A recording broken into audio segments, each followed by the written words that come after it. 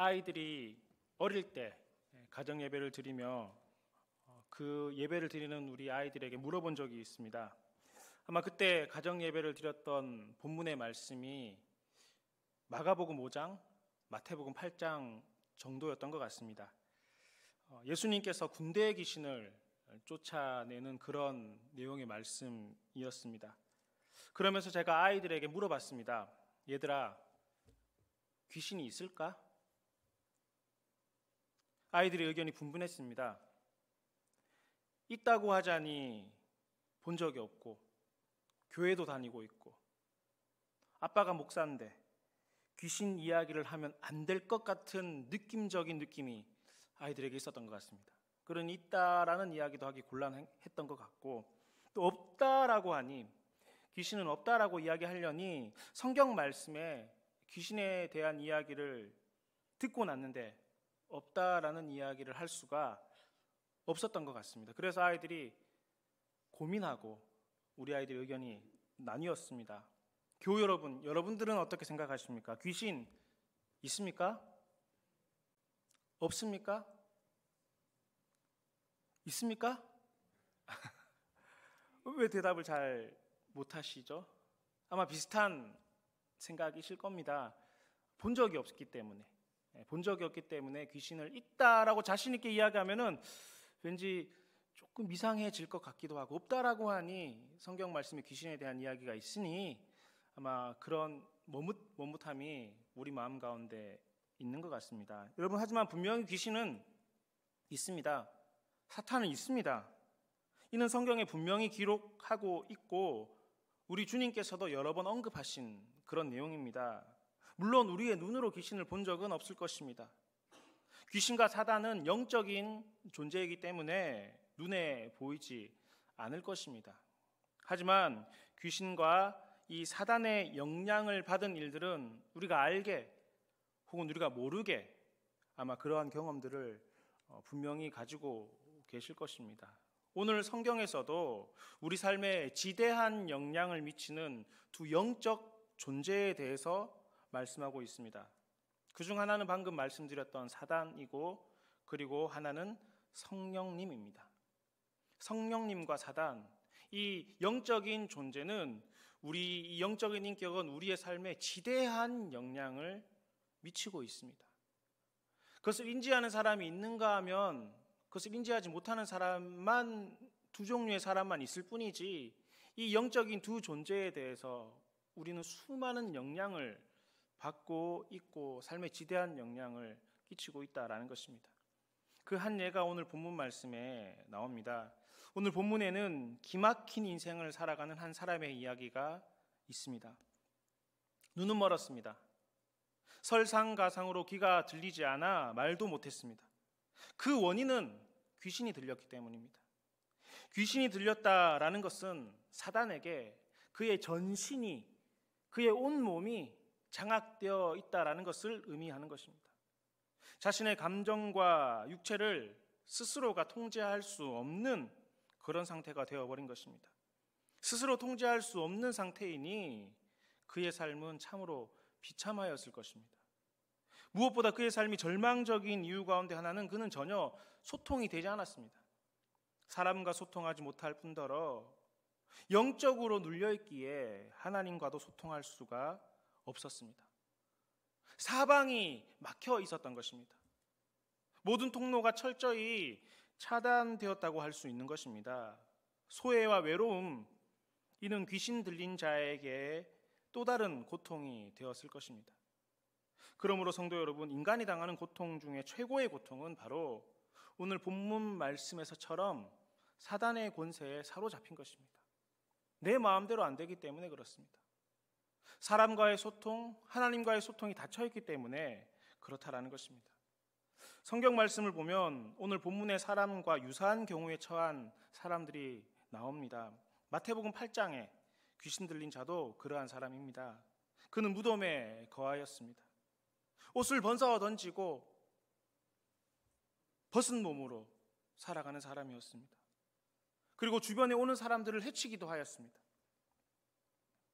또한 그는 다른 사람을 해치기도 하지만 자신의 몸을 스스로 자해하면서 자신의 몸을 상하게 하기도 하였습니다. 특히 예수님이나 예수님을 믿는 사람들이 접근하면 고함을 지르는 등 극렬한 거부 현상이 그에게는 있었습니다. 이는 과학이 발달된 오늘날에도 마찬가지입니다. 방식과 현상의 차이가 있을 뿐 이러한 일들은 오늘날에도 존재하고 있으며 조금은 다른 방향으로 다른 모습으로 우리 가운데 나타난다라는 것입니다. 일반적인 생각과 행동을 하지 못합니다. 타인을 괴롭히거나 혹은 스스로를 괴롭히고 자해를 합니다. 그러면서 그것이 잘못된 행동인 줄 알지 못합니다. 자신이 비정상적이지만 자신의 비정상적인 행동을 보지 못하고 다른 사람들이 비정상적이라 생각하고 자신만이 정상적이라고 생각을 하게 된다는 것입니다. 그러니 사람과의 소통이 막혔습니다. 사람과 소통을 하지 못합니다. 사람들은 그를 멀리하게 되기 때문에 그렇습니다. 더 큰 문제는 사람과의 소통이 아니라 하나님과의 소통도 불가능하게 되어버리는 것입니다. 이유는 하나입니다. 그 이유는 사탄이 그의 배후에서 조종하고 있기 때문에 그런 것입니다. 사실 사탄의 역할 중 가장 중요한 역할 중 그들이 하는 가장 악한 일 중에 하나는 하나님의 사람들로 하여금 하나님의 뜻대로 살지 못하도록 하는 것입니다. 만약 오늘 우리가 하나님의 뜻대로 살고자 하는데 우리가 그 하나님의 뜻대로 행함을 방해받는 어떠한 요소들이 우리의 삶에 있다면 또한 그 방해로부터 말미암아 하나님의 뜻대로 우리가 행하지 못하고 있다면 우리 역시 지금 사탄의 이 영적인 존재 가운데 지배를 일부 당하고 있다 볼 수가 있을 것입니다. 또한 사탄은 그 대상에 있어서도 가리지를 않습니다. 남녀노소뿐만 아니라 성육신하신 예수님도 사탄이 지배하고자 했었습니다. 예수님께서 성령에 이끌려 금식 기도를 할 때 마귀가 어떻게 했습니까? 예수님을 시험하고자 미혹했습니다. 한 번은 예수님께서 예루살렘에 올라가서 그의 제자들에게 내가 앞으로 이 예루살렘에 올라가면 많은 고난을 당하고 십자가를 짊어지게 되고 제3일에 다시금 살아나게 될 것이다 이야기한 적이 있습니다. 그때 베드로가 예수님께 뭐라고 이야기를 했습니까? 베드로가 예수를 붙잡고 항변하여 말합니다. 주여 그리 마옵소서 이 일이 결코 주께 미치지 아니하리이다. 베드로가 이야기를 했습니다. 여러분 무슨 말입니까? 내가 막겠다라는 것입니다. 베드로가 그 일을 막아서겠다라는 것입니다. 그런 일이 예수님께 일어나지 않도록 하겠다라는 것입니다. 그때 이 베드로의 이야기를 들었던 예수님께서는 뭐라고 말씀하셨습니까? 23절 말씀입니다. 예수께서 돌이키시며 베드로에게 이르시되 사탄아 내 뒤로 물러가라. 너를 나를 넘어지게 하는 자로다. 내가 하나님의 일을 생각하지 아니하고 도리어 사람의 일을 생각하는도다 말씀하십니다. 지금 베드로에게 사탄이라고 이야기를 하고 있습니다. 베드로가 지금 사탄의 조정을 받는다라는 것입니다. 그래서 예수님께서 하시고자 하는 이 하나님의 일을 사탄의 조정을 받는 내가 방해한다. 그러니 물러서라. 주께서 그렇게 말씀을 하신 것입니다. 여러분 보십시오. 사탄의 관심은 하나님의 선하신 역사를 가로막는 것입니다. 이를 위해서 사람을 조정합니다. 아주 교묘하게 조정합니다. 일을 못하게 하는 것이 아닙니다. 일은 하되 하나님의 일을 생각하지 않고 사람에게 치우쳐 일하도록 독려하는 것입니다. 일을 못하게 하고 아예 전혀 다른 모습으로 일을 하는 것이 아니라 일은 하게 합니다. 믿음 있는 것처럼 보이게 합니다. 아주 열혈 신자처럼 열혈 어떤 일꾼처럼 보이게 하지만 하나님의 일을 생각하지 않고 사람의 일을 하도록 사람의 생각에 치우쳐 일을 하도록 그렇게 부추긴다라는 것입니다. 이렇게 사단은 예수님의 사람들을 조정하여 예수님의 사역을 방해하였습니다. 더욱이 예수님을 하나님의 뜻대로 살지 못하도록 방해했던 것입니다. 여러분 보십시오. 예수님조차 사단의 시험을 받았습니다. 그러니 저와 여러분처럼 평범한 사람들이야 말해 무엇하겠습니까? 사탄은 지금도 우는 사자와 같이 우리를 넘어뜨리려고 하고 있습니다. 그걸 인지하는 사람이 있는가 하면 내게는 그런 일이 없다라고 생각하고 터부시하는 사람들만 있는 것뿐입니다. 사탄은 예나 지금이나 모든 우리 그리스도인들을 넘어뜨리고자 한다라는 것입니다. 근데 여러분, 더 큰 문제가 있습니다. 더 큰 문제는 이 사단이 막강한 힘을 가지고 있다라는 것입니다. 여러분, 29절 말씀을 보면 예수님께서 사단을 강한 자라고 지칭하십니다. 사단을 강하다라고 말씀하십니다. 여러분, 사단은 정말 강합니다. 우리와 비교할 수 없을 정도로 셉니다. 또한 아주 교묘합니다. 교묘하게 인간의 마음에 들어와 우리의 영혼과 육체를 강탈합니다. 빼앗아 간다라는 것입니다. 막아버리는 것입니다. 이렇게 강탈당하고 나면 스스로의 힘으로는 도저히 극복할 수 없게 되는 것입니다. 군대 귀신 집혔던 자도 그러했고 오늘 본문에 나오는 이 귀신 들린 자도 마찬가지였습니다. 강탈되니 그들 스스로 어떻게 할 수 없는 상태에 이르렀던 것입니다.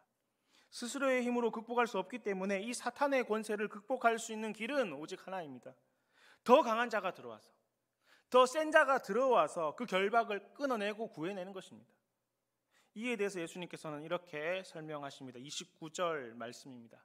사람이 먼저 강한 자를 결박하지 않고서야 어떻게 그 강한 자의 집에 들어가 그 세간을 강탈하겠느냐? 결박한 후에야 그 집을 강탈하리라 말씀하십니다. 강한 사람을 제압하기 위해서는 더 강한 자가 이 일을 해야 된다라는 말씀이죠. 또 28절 말씀입니다. 그러나 내가 하나님의 성령을 힘입어 귀신을 쫓아내는 것이면 하나님의 나라가 이미 너희에게 임하였느니라 말씀하십니다. 예수님께서 어떻게 하셨다라고 합니까? 성령을 힘입어 귀신을 쫓아내었다 말씀하십니다. 성령을 힘입어 귀신을 쫓아내었던 나는 사탄보다 강하다 말씀하신 것입니다. 여러분, 그리고 22절 말씀도 한번 보시기 원합니다. 그때 귀신 들려 눈 멀고 말 못하는 사람을 데리고 왔거늘 예수께서 고쳐주심에 그 말 못하는 사람이 말하며 보게 되었다 말씀하십니다. 예수님께서 그 귀신 들렸던 자, 그 귀신 집혔던 자를 고쳐주었던 것입니다. 사단이 강하지만, 사단이 교묘하지만, 사단이 힘이 세지만 하나님의 성령을 힘입으신 예수님께 쫓겨났습니다. 그러니 사탄보다 강한 자는 바로 우리 주 예수 그리스도이심을 믿으시기 바랍니다. 그렇습니다, 여러분. 사탄 강합니다. 아주 셉니다. 지혜롭기까지 합니다. 하지만 사탄보다 더 강하신 분이 계시니 바로 그분이 여호와 하나님이시며 사탄을 이길 수 있는 분도 오직 하나님 한 분밖에 계시지 않는 것입니다. 이처럼 여러분, 예수님의 사역의 핵심 동력은 하나님의 성령이십니다. 예수님께서는 이를 밝히 말씀하셨습니다. 오늘 읽지는 않았지만 우리 앞에 있는 본문 말씀인 18절 말씀을 보시면 내 영을 그에게 줄 터이니 말씀하십니다. 하나님께서 예수님께 내 영을 그에게 주신다 말씀하십니다. 그러니 여러분, 하나님께서는 예수님 이 땅에 성육신하게 하셨지만 그냥 홀로 보내신 것이 아닙니다. 하나님께서 함께 하시며 하나님의 영인 성령을 함께 하게 하셨습니다. 하나님은 영혼 구원하는 이 일에 예수님을 그 사역의 전면에 내세우셨지만 예수님 혼자 이 일을 감당했던 것이 아니라 성부 하나님과 성령 하나님께서 예수님과 함께 동행하시며 영혼 구원의 사역을 행하셨다라는 것입니다. 이렇게 되니 예수님께서는 천하무적이 되신 것입니다. 그 누구도 예수님의 상대가 되지 않았습니다. 그 어떤 사탄도, 그 어떤 귀신도, 그 어떤 악한 권세도 예수님과는 게임이 되지가 않았습니다. 아무리 많은 귀신이 뭉쳐 있었던 군대 귀신이라 할지라도 예수님의 한 말씀으로 그들은 쫓겨나고 물에 빠져버리는 존재가 되어버렸던 것입니다. 예수님은 백전백승이었지만 우리 주님 앞에 선 사단과 악한 권세는 백전백패인 것입니다. 귀신은 결박되어 쫓겨나고 사단은 무너졌습니다. 그들로부터 황폐했던 인생은 회복되게 된 것입니다. 나는 하나님의 성령을 힘입어 일한다. 바로 이것이 육신을 입으신 예수님의 사역관이었습니다. 육신을 입으신 우리 주님께서 사역을 하시고 하나님의 일을 행하심에 중요한 핵심 사역관이 있었는데, 그게 바로 나는 하나님의 성령을 힘입어서 일한다라는 것입니다. 주의 성령이 내게 임하셔서 이 일을 내가 감당한다라는 것입니다. 나 홀로 이 일을 감당하는 것이 아니라 주의 성령이 임하신 내가 하나님의 일들을, 영혼 구원의 사역을 행하신다, 주님 말씀하신 것이고, 이것이 우리 주님의 사역관이셨던 것입니다. 사실 여러분, 예수님께서는 가난한 갈릴리 목수 가정에서 자라시지 않았습니까? 요즘으로 따지면 출신 지역도 좋지 않습니다. 학군도 좋지 않았습니다. 또한 머리 둘 곳이 없으실 정도로 쌓아둔 재물도 없었습니다. 그럼에도 우리 주님은 누구도 두려워하지 않으셨고 아무런 염려도 하지 않으셨습니다. 범사에 긍정적이셨습니다. 범사에 소망을 가지셨습니다. 범사에 감사하였고, 범사에 기뻐하였고, 범사에 하나님의 관심사에 집중했습니다. 이는 오직 하나님의 성령을 힘입어 사셨기 때문에 가능했던 것입니다. 하나님의 성령을 힘입으니 범사에 감사할 수 있었던 것입니다.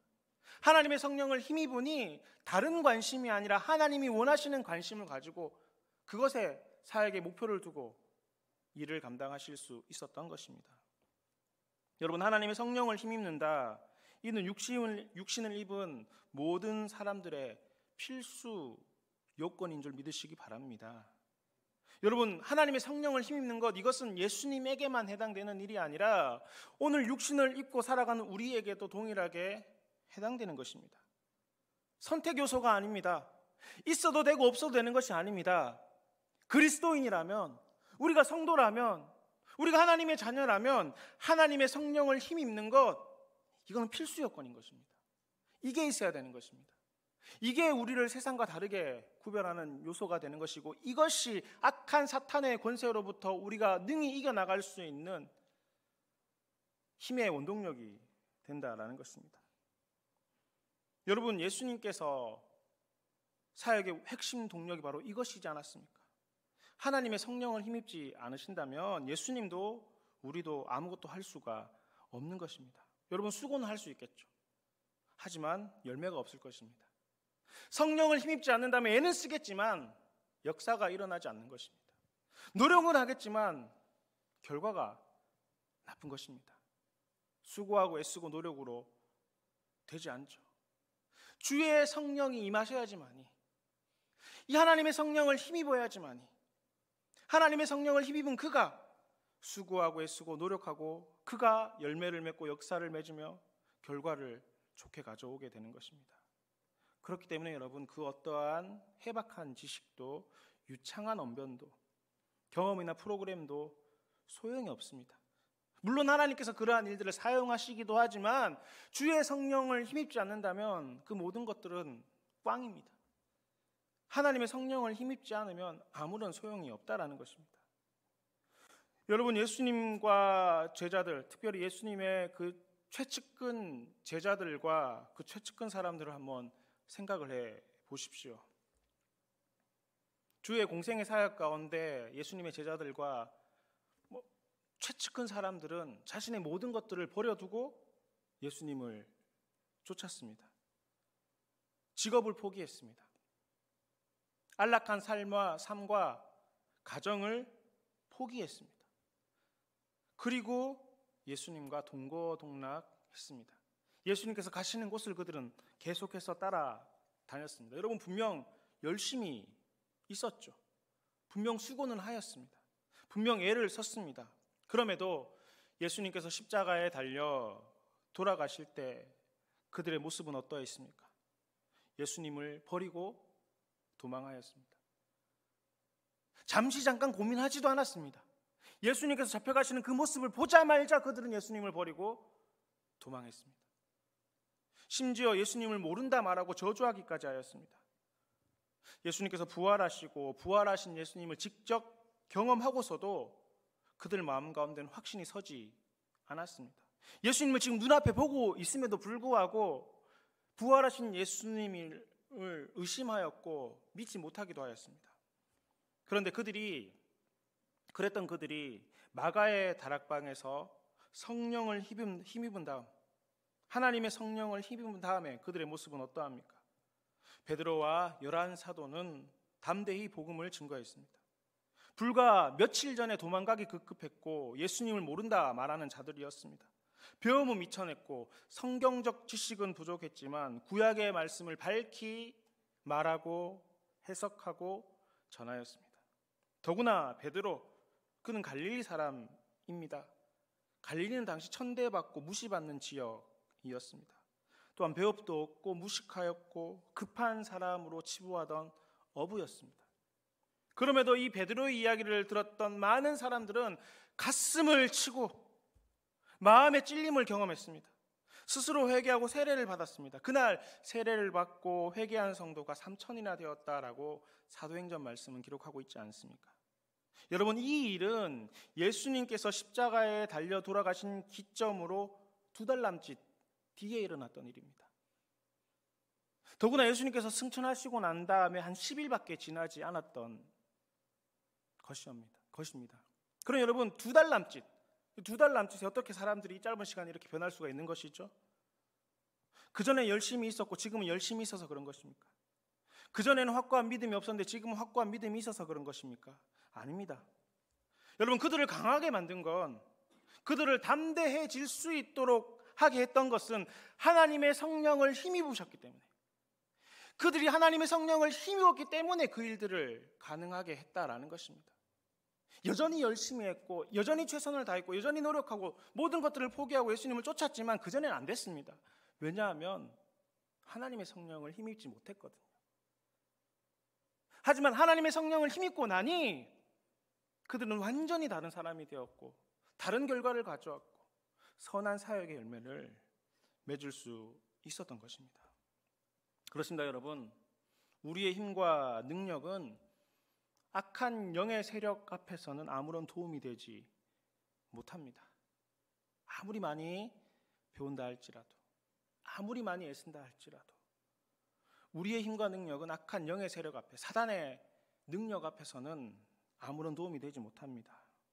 그러니 여러분, 우리의 힘과 우리의 능력과 우리의 지식과 우리의 경험을 의지하는 것은 헛되고 어리석은 일입니다. 패하는 길입니다. 여러분, 사탄과 귀신의 권세, 약한 영의 세력으로부터 이길 수 있는 길은 오직 하나입니다. 다른 방법이 없습니다. 다른 길이 없습니다. 내 능력과 내 힘으로 안 되는 것입니다. 오직 하나님의 성령을 힘입어야지만이 그 성령의 능력으로 말미암아 우리는 악한 영의 세력을 이겨나갈 수 있다라는 것입니다. 여러분, 혹시 빙점이라는 소설책을 읽어보셨습니까? 여러분, 이 빙점의 작가, 아마 미우라 아야코라는 이 작가의 이름도 한 번 정도는 아마 들어보셨을 것입니다. 그는 초등학교 교사였습니다. 하지만 2차 세계대전을 경험했고 전쟁이 끝난 다음에 전쟁의 행포와 범죄를 두 눈으로 목도하고 또 교사로 그 일에 동조했다라는 죄책감 때문에, 자책감 때문에 교사를 그만두게 되었습니다. 그럼에도 불구하고 그녀는 이 죄책감으로 말미암아 너무 힘들었고 극심한 우울증이 그에게 찾아왔고 자살까지 생각하게 되었습니다. 그러던 중에 복음을 들었습니다.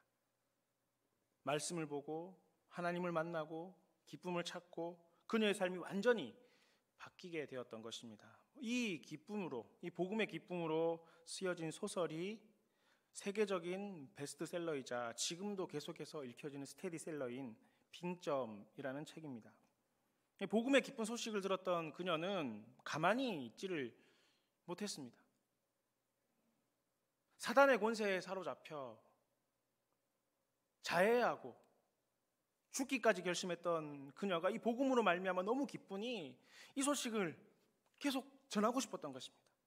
다른 사람도 이 기쁜 소식을 알았으면 좋겠다라는 마음이 그녀에게 생겨났던 것입니다. 근데 그녀가 택한 방법은 적극적이지는 않았습니다. 자신의 집 2층에서 말씀을 적은 쪽지들을 종이 비행기로 적어서 쪽지로 적어서 날리는 일들을 했습니다. 어느 날은 자신이 감동받았던 그 말씀의 구절을 자신의 집 그 새들어 사는 게시판에 붙여놓으며 자신이 받았던 하나님의 은혜를 작게 나누는 이런 일들을 했습니다. 여러분, 아주 작은 일이잖아요. 그런데 여러분, 이 성경 구절을 보고 몇몇 사람들이 회심을 하게 되었고 주님을 믿게 되었고 미우라 아야코가 경험했던 그 기쁨을 함께 누릴 수 있게 되었던 것입니다. 어떻게 생각하면 신앙서적 한 권을 다 읽는다 해도 믿기 쉽지 않은데, 전도해 보셔서 아시겠지만 많은 공을 들이고 많은 노력을 해도 잘 되지 않는 것이 전도인데, 그래서 이렇게 단순한 방법이 될까 싶지만 역사가 일어났던 것입니다.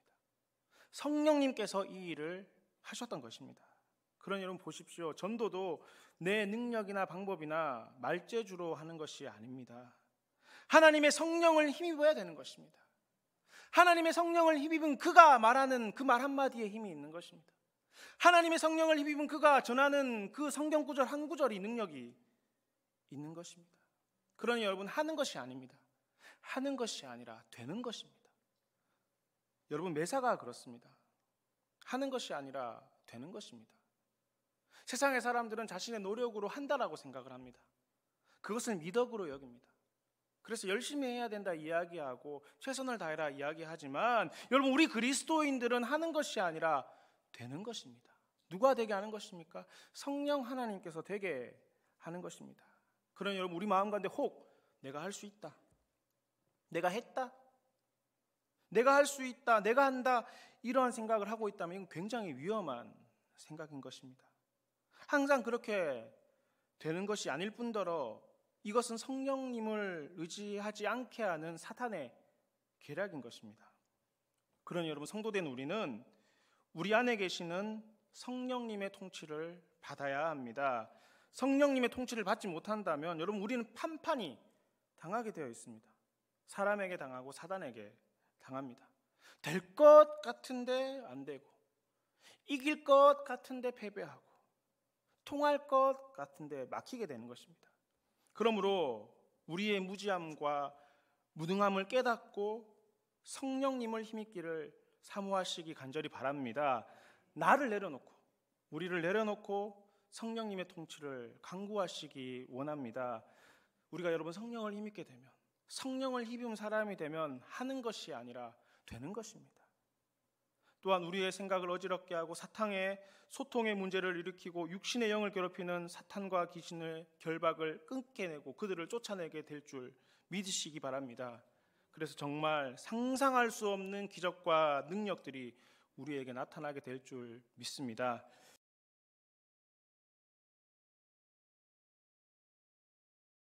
이제는 우리 구주 예수 그리스도의 크신 은혜와 하나님 아버지의 놀라우신 사랑과 성령님의 교통하심이, 성령님을 힘입고 살기 원하는 저희 무리들과 대치동 교회 모든 성도들과 주님의 몸 되신 교회 위에 이제로부터 영원히 함께 계시기를 간절히 축원하옵나이다. 아멘.